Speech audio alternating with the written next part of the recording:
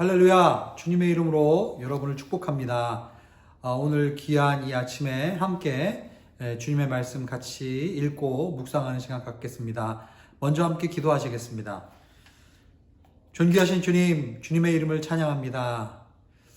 정말 구약의 율법을 통해서 하나님의 거룩하심과 하나님의 사랑을 우리로 하여금 알게 하시고 또 그 사랑이 어떻게 우리의 공동체와 우리의 삶에 적용되는지를 또한 알게 하여 주시니 감사합니다.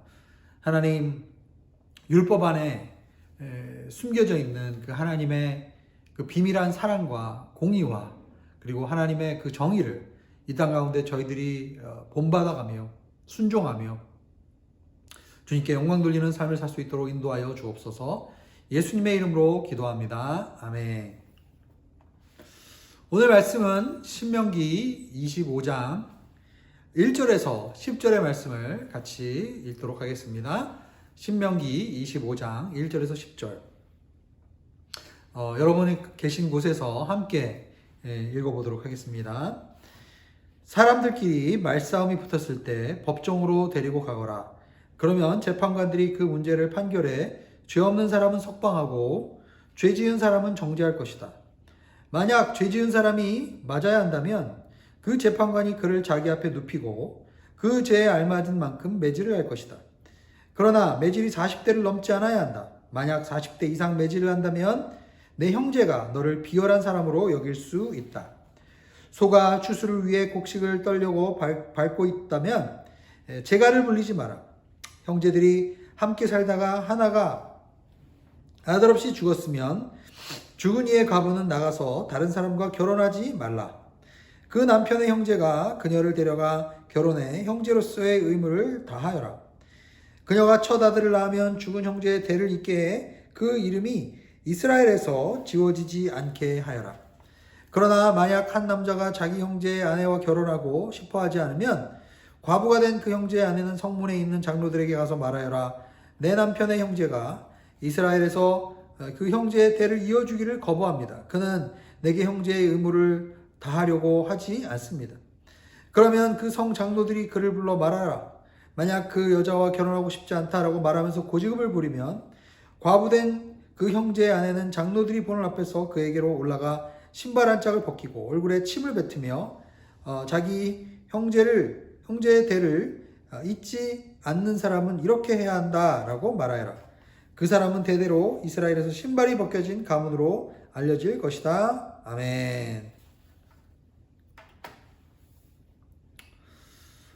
최근에 유튜브에서 이 코로나 사태를 이제 바라보는 미국과 중국의 여성 학자들끼리의 이제 대화를 본 적이 있습니다. 중국 학자의 경우에는 원래 이 중국의 그동안의 문화와 어떤 중국인의 세계관 자체가 어떻게 보면 전체주의적인 그리고 공동체를 중요시하고 그리고 그 공동체의 큰 어른인 빅 브라더가 이제 말을 하는 거에 대해서 그것을 따르고 존중하고 그러한 이 문화가 있다라는 것을 이야기를 했습니다.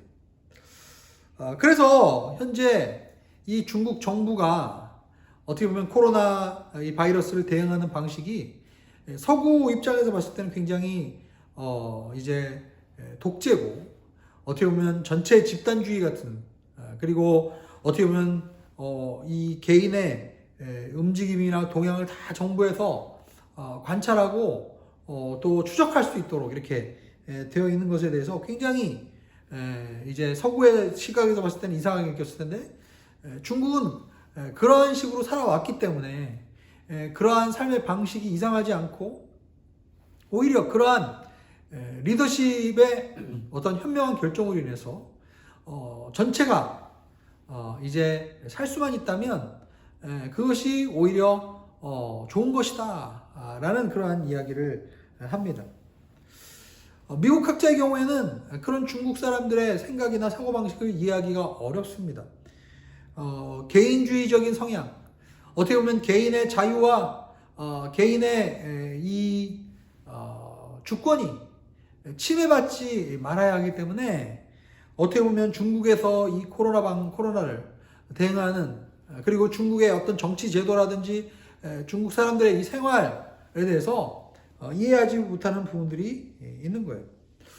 그러나 아시다시피 요즘에 코로나 사태로 인해서 너무 개인주의적인 성향을 주장하다 보면 결국은 이 코로나 바이러스는 혼자만의 힘으로는 이길 수가 없습니다. 국가가 함께, 공동체가 함께 이것을 참여해서 이것이 공동의 노력으로 인해서 이제 어떻게 보면 좀 더 경감할 수 있는 부분이 있는데, 결국은 너무나 개인의 자유만을 강조했을 때는 또 그 개인의 자유로 인해서 집단이, 다른 불특정 다수의 집단이 희생을 받게 되는 그런 것에 대해서 또한 고민하는 그런 이 대담을 제가 보게 되었습니다. 여러분, 하나님은 과연 개인의 자유와 개인의 어떻게 보면 스스로가 자신의 운명을 결정할 수 있는 그런 개인의 주권, 이런 것과 공동체의 유익이 충돌하게 될 때 어떻게 이야기를 하셨을까요? 개인의 극단적인 자유와 행복 보장과 개인의 권리가 최대한 존중되는 그러한 사회가 진짜 좋은 사회일까요? 아니면 공동체의 유익을 위해서 개인의 자유나 개인의 주권이나 기본권 같은 것들이 이제 제한할 수 있다라고 생각하는 사회가 성경적으로 봤을 때 좋은 사회일까요? 오늘 신명기 25장의 말씀은 이러한 내용들을 가지고 하나님께서 개인과 이 공동체 사이에 어떠한 관점을 가지고 계시는지에 대해서 우리가 함께 좀 생각해 보기를 원합니다. 먼저 1절에서 3절에 보면은 첫 번째 경우가 나오는데, 첫 번째 경우는 이 사람들 사이에 말싸움이 1절에 보면 붙었습니다. 이것이 개인적인 차원에서 해결되지 않아서 결국은 법정으로 가져갑니다. 여러분, 우리가 알다시피 당시에 우리나라처럼 서초동에 법원이 있고 이런 것이 있다라기보다는 대체적으로 공동체의 성문에 가면 장로들과 제사장이 함께 모여서 그 개인의 그러한 판결에 대한 부분들을 감당하는 모습을 보게 되죠. 1절에 보면은 그러나 재판관들이 그 문제를 판결해 죄 없는 사람은 석방하고 죄 지은 사람은 정죄할 것이다. 결국은 이 두 사람 사이의 분쟁을 한 명의 재판관이 해결하는 것이 아니라 오늘 본문에 보면 재판관들이라는 그러한 표현이 나와 있습니다. 즉 개인의 사적인 영역에서 생긴 분쟁이지만 그것이 해결되지 않을 때는 결국은 다수의 재판관들이, 다수의 엘더들이 함께 거기에 참여해서 대화를 하고 누가 옳았는지, 누가 그런 거짓을 했는지, 누가 정당한 행동을 했는지, 누가 불의한 행동을 했는지에 대해서 이제 객관적으로 결정을, 심리를 하게 되는 것이죠. 벌을 사사로이 정하지 않는 것입니다. 최대한 객관성을 확보하기 위해서 공동체적인 노력이 필요하다는 것을 인정하고 있는 것이죠. 그런데 2절에 보면 만약 죄 지은 사람이 맞아야 한다면 재판관이 그를 자기 앞에 눕히고 그 죄에 알맞은 만큼 매질을 할 것이다. 그러니까 죄가 일단 드러났습니다. 그리고 그 사람의 벌이, 형량이 정해져야 하는데 감옥에 갈 정도의 수준은 아니다. 그렇다면 이스라엘에서 죄를 벌하는 방식은 매질을 하는 것이었습니다. 매질을 하는 것. 그런데 이 매질을 하는 것도 그냥 기분 내키는 대로 너는 오늘 내가 기분이 좋으니까 10대, 내일 내가 기분 나쁘니까 너는 50대 이렇게 이야기하는 것이 아니라 결국은 그것도 그 죄에 알맞은 만큼 매질을 하기 위해서 서로 협의하는, 서로 그 죄의 경중을 다루고 그리고 그 죄가 공동체에서 함께 이제 받아들여 줄 수 있는 그러한 규모 안에서 그 벌을 처벌하도록 되어 있었다는 것을 우리가 알게 되죠. 3절에 보면은 근데 그 매질의 형량에 제한을 두고 있어요. 매질을 40대 이상 하지 않아야 합니다. 바울도 이제 자신의 사역을 소개하면서 40에 하나 모자른 매를 3번 정도 맞았다라는 그러한 고백을 한 기억이 있습니다. 40대를 넘어가지 않게 맞았다는 거죠. 39대를 맞았다는 거죠. 여러분, 사람을 40대 이상을 치면은 물론 몸도 상하지만 사실은 더 상하게 되는 것은 사람의 마음입니다. 그만큼 엄청나게 많은 매를 한꺼번에 맞는다는 것은 그 사람의 자존심도 무너지고 그 사람이 사람들 앞에서 결국은 이제 창피를 당하게 되고, 그래서 40대 이상 매질을 하게 된다면 그 매를 맞는 사람이 벌한 사람을 비열한 사람으로 여길 것이다. 그만큼 수치감과 부끄러움이 있기 때문에 참 비겁하게 이렇게 많이 때릴 수 있는가 이렇게 생각을 한다는 것이죠. 분명히 공동체가 벌을 사사로이 정하지 않고 함께 개입해서 그 사람의 매의 횟수와 그리고 누가 매를 맞아야 하는가에 대한 부분도 결정하지만, 그러나 또한 그 벌을 받는 사람의 심정이나 자존심도 고려해서 40대 이상을 치지 않도록 하는 그러한 내용이 나와 있는 것이죠. 3절 후반부 보면 내 형제가 너를 비열한 사람으로 여길 것이다. 결국은 네가 매를 때리고 그리고 벌을 준다 할지라도 그 사람은 그 매를 벌하는 사람이 그 매를 맞는 사람에 비해서 하등한 존재라든지 아니면 정말 죄인 취급을 해야 된다는 것이 아니에요. 그 사람도 당장은 그 죄의 처벌 때문에 벌을 하지만 그 사람은 과연 누구인가? 노예도 아니고 고용인도 아니고 그 사람은 너의 형제라는 거예요. 형제. 그러니까 개인과 어떤 공동체 간의 갈등 가운데 있을 때 우리가 어떤 기준에서 성경은 그것을 바라보라고 하는 것입니까?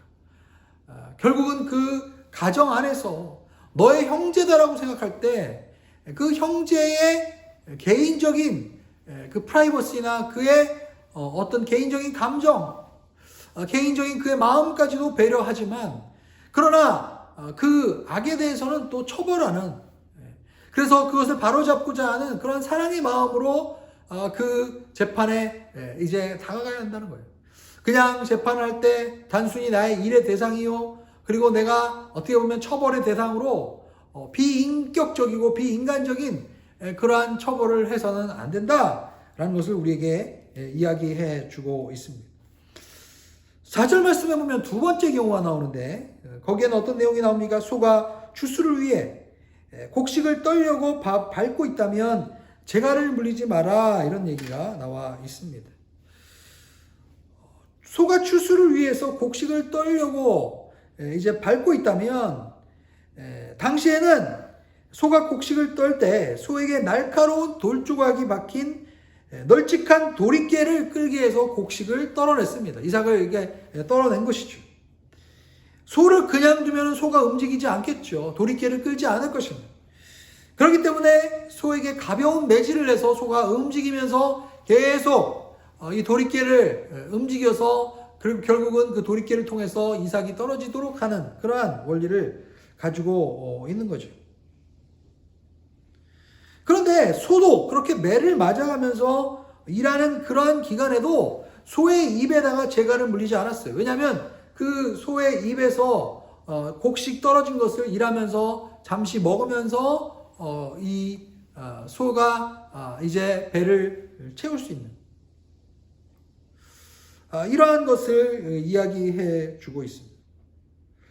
여러분, 바울은 나중에 이제 신약에서 이 소가 이제 곡식을 추수할 때 곡식에 이제 그 재갈을 물리지 않는 것처럼 복음을 위해서 사역한 사역자들에게도 그가 사역을 복음을 위해서 수고하고 헌신했다면 그에게 재정적인 서포트를 하는 것이 정당하다라는 그러한 이야기를 하고 있습니다.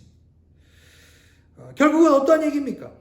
열심히 일하고 수고한 만큼 동물에게도 그만큼 보상을 하는 것처럼 우리 사회에서도 우리 공동체 안에서도 열심히 일한 자들에게 정당한 대우와 그리고 정당한 존중을 소중히 여기고 그리고 그를 이제 먹이고 이 배를 채워주는 그러한 일들, 이러한 존중의 마음이 공동체 안에 있어야 한다는 것을 이야기해 주고 있습니다.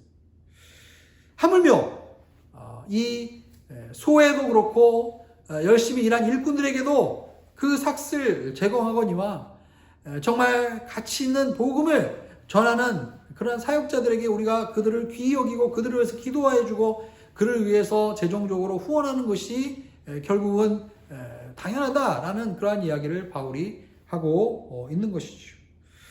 세 번째로 5절에서 10절에 보면은 우리가 잘 알고 있는 형사 수치 제도에 대해서 이야기를 하고 있습니다. 그것이 무엇입니까? 오늘 5절과 6절에 보면은 형제들이 함께 살다가 이제 한 형제가 아들을 낳지 않고 그냥 죽습니다. 그러면 그 죽은 형제의 아내인 과부, 즉 형수가 되겠죠. 그가 다른 집의 사람과 재혼하지 못하도록 하는 거예요. 그 죽은 남편의 형제들 중에 한 명이 그 형수와 결혼을 통해서 이제 그에게 아들을 낳게 하는 그러한 내용이 오늘 본문의 5절과 6절에 나와 있습니다. 어떻게 보면 현대인의 관점에서 보면 아니 어떻게 형이 죽었는데 그 동생이 형수와 결혼해서 애를 낳을 수 있을 것인가, 이런 생각을 우리가 해볼 수가 있습니다. 그러나 당시에 이스라엘을 생각해 보면 하나님께서 이스라엘 백성을 여호수아를 통해서 가나안 땅에 들어가게 하셨을 때 하나님께서는 가문별로 그리고 지파별로 그리고 이 가정별로 땅을 기업으로 배분해 주셨죠. 사실 가문 밖의 사람과 결혼을 하게 되면 결국은 그 가장이 가지고 있던 그 땅이, 그 기업이 다른 이 가문으로 넘어가게 되어 있었다는 거예요. 그래서 결국은 가정 가운데 예기치 않은 어려움이나 그리고 경제적인 어려움이 찾아왔을 때 그것을 개인이 혼자서 감당하지 않게 하면서 공동체가, 가족이 함께 그것을 책임지고 함께 그를 도와서 결국은 그 죽은 자의 이름이 계속 이어지게 하면서 그 죽은 자가 가지고 있었던 그 가문의 기업이 이어지게 하고, 그리고 주변의 가족들이 희생해서 섬기면서 그 가문을, 그 기업의 가문을 보존해가는 그러한 제도가 형사 수치 제도였다라는 것이죠. 재밌는 것은 7절과 8절에 보면 그러나 이러한 공동체적인 노력과 공동체가 섬기는 그러한 부분이 반드시 이스라엘의 이 율법에는 핵심 정신이지만은, 그러나 사실은 또 개인적인 사정에서 그 과부된 형제의 아내와 결혼하고 싶지 않은 개인적인 의사를 피력하는 사람이 있을 수도 있다는 거예요. 그래서 7절에 보면은 내 남편의 형제가 이스라엘에서 그 형제의 대를 이어주기를 거부하고 있습니다.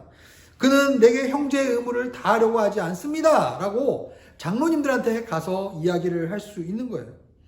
만약에 장로님들이 설득하고 장로님들이 이야기를 해도 그 사람이 고집을 꺾지 않고 듣지 않는다고 한다면 9절과 10절에 보면은 그 형제의 아내는 장로들이 보는 앞에서 이제 신발 한 짝을 벗기고 나서 얼굴에 침을 뱉으면서 자기의 형제의 대를 잊지 않는 사람은 이렇게 해야 된다. 그리고 그는 대대로 이스라엘 가운데 신발이 벗겨진 가문이다 라고 불리움을 받아야 한다 라는 것을 오늘 우리가 말씀 속에서 이야기해 주고 있습니다. 어떻게 보면 개인의 이 비극으로 일어나서 그 아픔을 공동체가 책임지고 함께 돕는 그러한 것이 율법의 정신이요, 그리고 그것이 마땅히 형제 가운데서 우리가 함께 도와야 되는 그러한 내용입니다. 그러나 거기에도 반드시 개인의 의사와 개인의 의견을 결국은 어쨌든 받아들이고 그것을 강제하지 않았던, 물론 공동체가 그것을 따라갈 수 있도록 함께 격려하고 그리고 그것을 어기는 자에 대해서는 처벌을 하고 그리고 결국은 이제 부끄러움을 주었지만은, 그러나 끝까지 그걸 거부하는 사람에 대해서 그것을 또한 여지를 남겨두는 그러한 모습을 보게 됩니다. 공동체가 중요합니다. 공동체에서 함께 책임을 져야 합니다. 그러나 또한 개개인이 하나님 앞에서 받은 그러한 사정이나 그러한 것들이 있다면 그것에 대해서도 귀를 기울이고자 하는 그러한 모습을 보여주고 있습니다. 하나님께서는 성경에 보면 하나님은 삼위일체의 하나님이세요. 삼위일체 하나님 한 분 한 분은 각각 위격이 있으십니다. 인격이 있으십니다. 성부 하나님, 성자 하나님, 성령 하나님은 각각 인격을 가지고 각각 고유한 사역이 있으세요. 그렇기 때문에 한 분 한 분이 굉장히 그 정체성이 중요합니다. 그러나 그 성부 하나님, 성자 하나님, 성령 하나님이 존재하는 방식은 결국 공동체로 함께 서로 함께 사셨다는 거예요.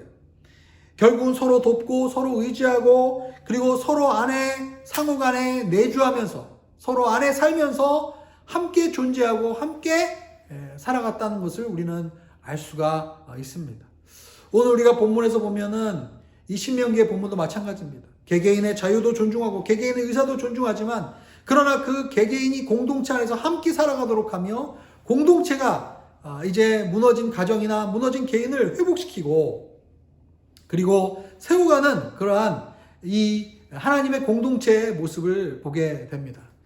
여러분 요즘에 한국 사회의 모습을 보면 이념적으로 또 어떻게 보면 세대 간의 지역 간의 갈등이 굉장히 멀어지는 걸 보게 돼요.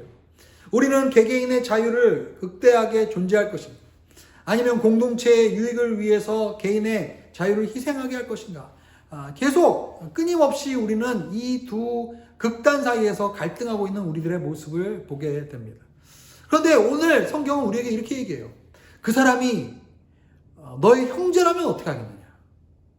그냥 남남이 아니라 삼위일체 하나님의 성부 하나님, 성자 하나님, 성령 하나님이 서로 그 안에서 하나 되어서 서로 하나가 되었을 때 마치 보아스가 이제 나오미와 룻을 도와서 자신의 모든 그것을 희생하면서 그를 이 엘리멜렉의 가정을 세우려고 할 때 그냥 의무감에서 하는 것이 아니라 그가 형제였기 때문에 그가 한 공동체의 일원이었기 때문에 우리가 서로를 돕고 서로를 세워나가는 그러한 일들이 있게 되는 것입니다. 세상에서는 이념으로 인해서 그리고 어떤 정치적인 철학에 의해서 우리가 개개인을 도와야 될 것인가 개인의 자유를 억압해야 될 것인가 이러한 논쟁들을 하게 됩니다. 그러나 성경에서 주님은 물으십니다. 네가 지나가는 한 사람이 과연 너의 형제고 그리고 그 사람이 너와 같은 하나님의 자녀라면 너는 어떻게 하겠는가? 우리는 그런 질문에 대해서 요즘에 코로나로 인해서 우리가 함께 고통받고 함께 아파하는 자들에 대해서 하나님은 어떤 마음을 갖고 계실지 그런 것들을 우리가 한번 되새겨보면서 정말 이 말씀에 나와 있는 대로 우리가 형제 사랑을 실천하고 섬기며 나아갈 때 공동체와 개인이 함께 사는 그런 하나님 나라의 공동체가 우리 가운데 이루어질 줄로 믿습니다. 이제는 함께 기도하겠습니다. 하나님 아버지 감사합니다. 오늘 말씀 통해서 하나님 아버지 이 구약의 율법에 나와 있는 몇 가지 케이스들을 바라보면서 하나님은 이 땅 가운데 전체주의도 아니고 극단적인 개인주의도 아니라 하나님은 공동체 안에서 함께 서로를 세워가며 서로 함께 거주하며 또한 공동체가 개인을 살리고 개인이 또한 공동체에 기여하는 그런 아름다운 삼위일체의 하나님의 모습을 우리에게 보여주심에 감사를 드립니다. 하나님 아버지 이 코로나로 인해서 우리 공동체 안에도 또 우리 공동체 주변에도 아파하고 힘들어하는 영혼들을 향해서 우리가 그들을 우리의 형제처럼 여기고 그들을 위해서 기도하며 또한 한 사람 한 사람의 안전도 지켜야 하고 한 사람 한 사람의 가정도 지켜야 하지만 그러나 또한 함께 우리가 공동체를 세워가며 그리고 공동체가 하나님 안에서 치유되어지고 하나님 아버지 이번 코로나로 인해서 더욱더 하나님 아버지 이 아부다비에 있는 하나님 모든 공동체들이 함께 하나 될 수 있는 그러한 시간들이 될 수 있도록 인도하여 주시옵소서. 감사드리며 예수님의 이름으로 기도합나이다. 아멘.